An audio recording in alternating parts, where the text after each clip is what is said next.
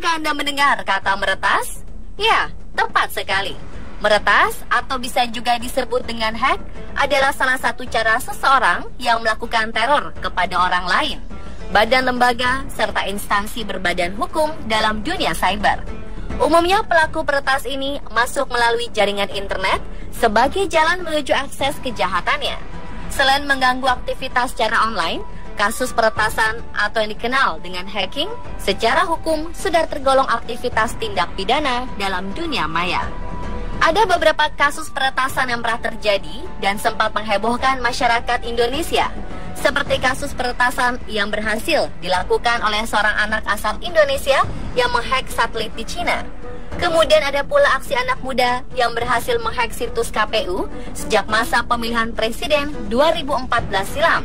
Bagaimana aksinya? Berikut On The Spot merangkumnya dalam 7 kasus peretasan paling heboh di Indonesia.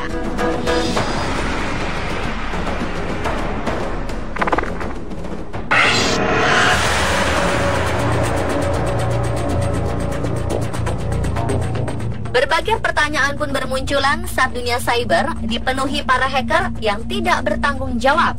Salah satu pertanyaan muncul ketika seseorang asal Indonesia bernama Jim Giovedi, pakar teknologi informasi asal Bandar Lampung, diminta untuk menggeser satelit.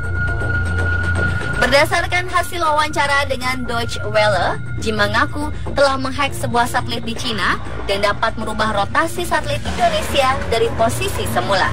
Hal ini dilakukan dengan sengaja dan sempat membuat kliennya menjadi amat panik. Menurut kabar, pria berusia 37 tahun ini mampu belajar meretas hingga teknologi komputerisasi secara otodidak.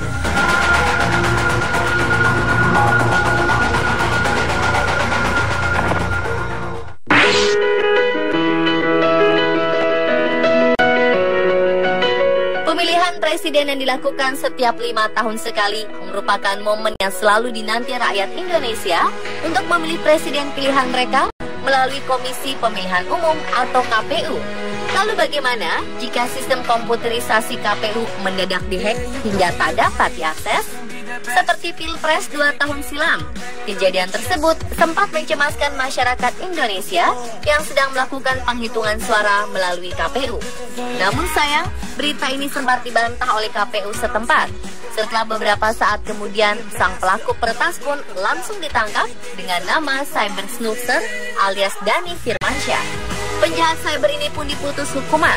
KPU tak hanya mengalami akses offline saja.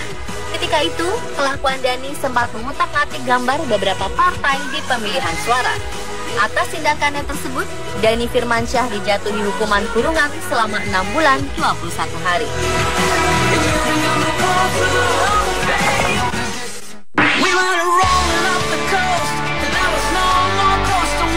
Saat warga Indonesia sempat dihebohkan dengan kabar hacker asal Indonesia versus hacker asal Australia. Salah satu penyebab utamanya adalah ulah spionase Badan Intelijen Australia kepada mantan Presiden Indonesia Bapak Susilo Bambang Yudhoyono dan sejumlah petinggi negara sekitar pertengahan tahun 2009 silam. Pasalnya ketika peristiwa tersebut terungkap setelah aksi Edward Snowden, mantan pegawai National Security Agency telah membocorkannya. Sontak dari hasil kebocoran, rahasia negara tersebut terungkap. Serentak para hacker Indonesia yang tergabung dalam Anonymous Indonesia melakukan serangan di ranah cyber. Setelah aksinya tersebut, tak lama pihak Australia pun mengirim serangan balik dari Anonymous Australia yang meretas ke beberapa situs pemerintah dan korporasi. Dan menurut praktisi IT Jim Giovedi dalam penjelasannya menyebutkan kondisi seperti ini bukanlah perang cyber. Karena yang dimaksud perang cyber itu adalah cyber harus dideklarasikan oleh pemimpin negara dan memiliki tujuan yang jelas. Dan setelah beberapa hari kemudian, kasus tersebut menghilang dan hubungan kerjasama Indonesia dan pihak Australia pun masih terjalin dengan baik.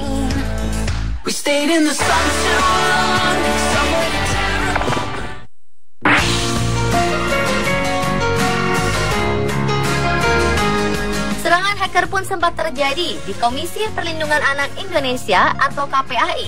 Alasannya, aksi peretasan tersebut muncul ke situs KPAI adalah karena pemblokiran 15 games online yang akan dicabut dan tidak diperbolehkan ada di Indonesia. Serentak pemblokiran pun terjadi pada konten berbahaya seperti kekerasan dan seksualitas yang tidak layak dikonsumsi oleh anak di bawah umur. Mendengar informasi tentang pemblokiran konten games yang tidak layak ini, sontak muncul beberapa dukungan dari masyarakat Indonesia. Kehebohan pun terjadi karena dampak dari ulah seorang hacker yang telah meretas situs KPAI yang sempat diblokir secara online. Namun setelah beberapa saat kemudian, kabar peretasan ini pun menghilang.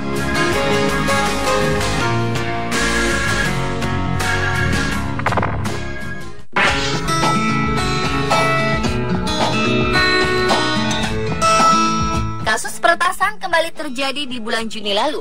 Berdasarkan keterangan situs Ikatan Cendekiawan Muslim Indonesia atau ICMI, pada saat itu mesin pencarian Google mengalami perubahan. Yang biasanya mudah mencari situs ICMI, namun kala itu tampilan berubah menjadi tulisan Improve your security first, baru memblokir Google.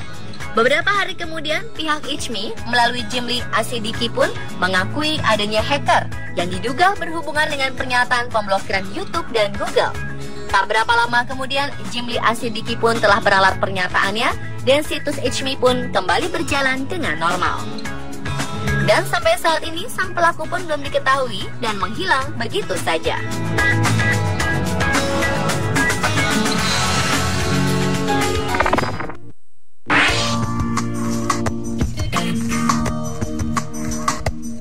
Aksi hacker pun terjadi pada tahun 2015 lalu.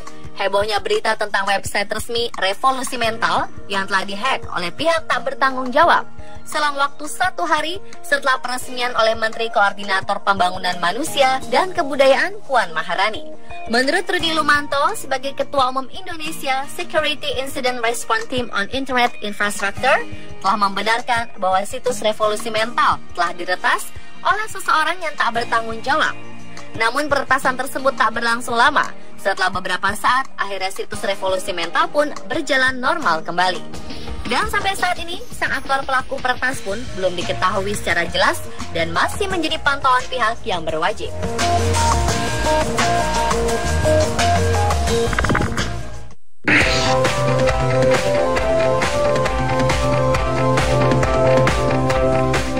Hanya kantor pemerintah pusat saja yang tengah mengalami serangan hacker.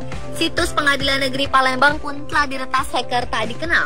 Berdalih karena masalah asap korban kebakaran hutan di Sumatera, mendadak situs PN Palembang berubah total menjadi sebuah surat singkat yang isinya tentang rasa kecewa sang pelaku akan keputusan hakim yang menolak gugatan perdata pemerintah ke perusahaan yang membakar hutan. Selain isi sebuah surat rasa kecewa, ada pula kode nama guns_berry_angel.id saja. Sepertinya kode tersebut merupakan tanda sang pelaku yang mengirim surat tersebut. Kasus ini sempat membuat warga Palembang menjadi heboh dan terus bertanya-tanya tentang keberadaan pelaku. Dan berdasarkan data dari Indonesia Security Incident Response Team on Internet Infrastructure tahun 2014, tercatat sebuah serangan cyber ke Indonesia hampir mencapai 48,8 juta kasus sepanjang tahun. Dan yang paling besar terserang hacker adalah departemen milik pemerintah. Demikian 7 kasus peretasan paling heboh di Indonesia versi On The Spot.